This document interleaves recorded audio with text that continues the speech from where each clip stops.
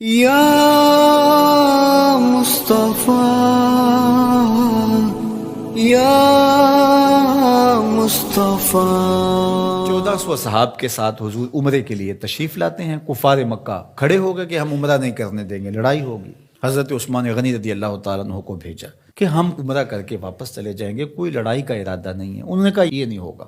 عثمان آپ آئے ہو تو طواف بیت اللہ کرنا چاہو تو کر سکتے ہو. کہا نہیں یہ تو نہیں ہو سکتا کہ حضور کے بغیر میں طواف کروں. خیر صلح حدیبیہ کا موقع آیا تو عروہ بن مسعود کی قیادت میں قریش مکہ نے مذاکرات کیے حضور علیہ السلام سے، تو ایک صلح نامہ طے پا گیا. اس کی شرائط میں سے ایک شرط یہ تھی کہ مکے سے اگر کوئی شخص بھاگ کر کے مدینہ المنورہ جائے تو اہل مدینہ اس کو پناہ نہیں دے سکیں گے. وہ ہمارا بگوڑا شخص ہوگا تو اس کو پناہ نہیں دے سکیں گے. اور اگر کوئی شخص مدینہ المنورہ سے مکہ واپس آنا چاہے تو اہل مکہ اس کو پناہ دینے کے مجاز ہوں گے. تو حضرت عمر رضی اللہ تعالی عنہ اس شرط پر بہت پریشان ہوئے اور حضرت ابو بکر صدیق رضی اللہ تعالی عنہ سے جا کے بات کی اور کہا کیا ہم حق پہ نہیں ہیں؟ کہا حق پہ ہیں. حضور اللہ کے سچے رسول نہیں ہیں؟ کہا حضور اللہ کے سچے رسول ہیں. تو کہا 1400 کی تعداد معقول ہے، پھر ہم دب کے صلح کیوں کریں؟ صلح کی شرائط برابر کی ہونی چاہیے. اگر کوئی ان کا بھاگ کر کے آ جائے ادھر سے تو وہ ہم پناہ دے سکیں، اور اگر ہمارا جائے تو وہ پناہ دے سکیں، یا پھر وہ بھی نہ دے ہم بھی نہ دیں. تو حضرت ابو بکر رضی اللہ تعالیٰ عنہ نے بغیر کسی تعامل کے ایک بات کہی کہ عمر کیا اس شرط کو حضور قبول کر رہے ہیں؟ تو کہا وہ قبول کر رہے ہیں. تو برجستہ دوسرا جملہ آیا، کہا عمر ہوا رسول اللہ صلی اللہ علیہ وسلم. عمر وہ اللہ کے رسول ہیں. جب وہ قبول کر رہے ہیں تو بات ختم. یہ تھا وہ تیقن. اس کو اس مفہوم میں بھی لے سکتے ہیں، عقل قربان کم بپیش مصطفیٰ. یہاں پہ سارے راستے بند ہو جاتے ہیں. یہ ہے وہ یقین. تو کہا ہوا رسول اللہ. یہ برجستہ جملہ ہے جو یقین کی بجلیاں بھر دیتا ہے روحوں کے اندر.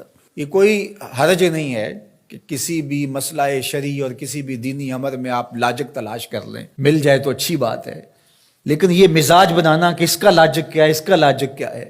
تو اب ذرا دیکھیے کہ جو ظاہری اس پہ بات اٹھتی تھی کہ 1400 کی ہماری تعداد ہے اور وہ اتنے ہیں، تو برجستہ جو جواب دیا وہ یہ تھا ہوا رسول اللہ صلی اللہ علیہ وسلم، کہ وہ اللہ کے رسول ہیں. تو حضرت عمر وہیں خاموش ہو گئے. آگے چلیے. حضور علیہ السلام کا وصال ہوتا ہے. اس سے قبل لشکر اسامہ حضور روانہ کر چکے ہیں. 17-18 سال عمر تھی تو ان کی قیادت کے اندر حضور نے ایک لشکر تیار کیا. تو یہ لشکر ابھی جرف کے مقام پہ پہنچا تھا کہ حضور کا وصال ہو گیا. خبر پہنچ گئی تو اب حضرت اسامہ کیسے بڑھ سکتے تھے، واپس آ گئے. تو تدفین کے بعد حضرت سیدنا ابو بکر صدیق رضی اللہ تعالی عنہ جو کہ خلیفہ بنا دیے گئے تھے، انہوں نے جو حکم جاری کیا وہ یہ تھا کہ اسامہ بن زید اپنے ہدف پہ دوبارہ روانہ ہوں. تو صحابہ نے کہا کہ بڑے بڑے جنگی ماہرین اس لشکر کے ساتھ ہیں، تو پیچھے سے اگر حملہ ہو گیا تو یہ نقصان کا سبب اور ذریعہ بن سکتا ہے. لہٰذا حکمت یہ ہے کہ اس لشکر کو ابھی کچھ دیر کے لیے روک لیا جائے. تو میں نے یقین کی بات سیدنا صدیق اکبر کے حوالے سے آپ کے سامنے رکھنا شروع کی ہے. تو سنیے کیا جواب آتا ہے.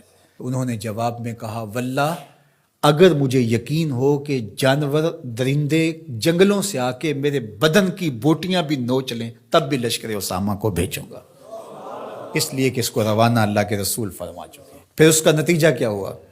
جو قبائل پر تول رہے تھے حضور کے وصال کی وجہ سے، جن کے کچھ حوصلے بڑے تھے، انہوں نے سوچا ان کا کتنا سسٹم مضبوط ہے کہ یہ ان حالات کے اندر بھی لشکر کو روانہ کرنے کی پوزیشن میں ہے. اور جدھر لشکر گیا انہیں یہ خبر پہلے پہنچ گئی کہ حضور علیہ السلام کا وصال ہو گیا، لیکن انہوں نے سوچا کہ ان حالات کے اندر بھی لشکر حملہ آور ہو رہا ہے ہمارے اوپر، تو اس کا مطلب ہے یہ کتنے مضبوط ہو گئے ہوئے ہیں. تو لشکر بھی کامیاب اور بامراد مظفر ہو کر کے واپس پلٹا، اور کسی کو مدینہ المنورہ کی طرف میلی آنکھ سے نظر اٹھا کے دیکھنے کی ہمت بھی نہ پڑی. یہ سیدنا صدیق اکبر رضی اللہ تعالی عنہ کے یقین کا، اعتماد کا، بھروسے کا، اور حضور علیہ الصلوۃ والسلام کی ذات پر ان کا جو اذعان و یقین تھا اس کا نتیجہ تھا. تو یقین کی کائنات کا اگر کسی نے شہنشاہ دیکھنا ہے تو وہ ابو بکر صدیق رضی اللہ تعالی عنہ کو دیکھے. ان کی پوری زندگی یقین کی دولتوں سے بھری پڑی ہے. صاحب صدق بھی ہیں، صاحب یقین بھی ہیں.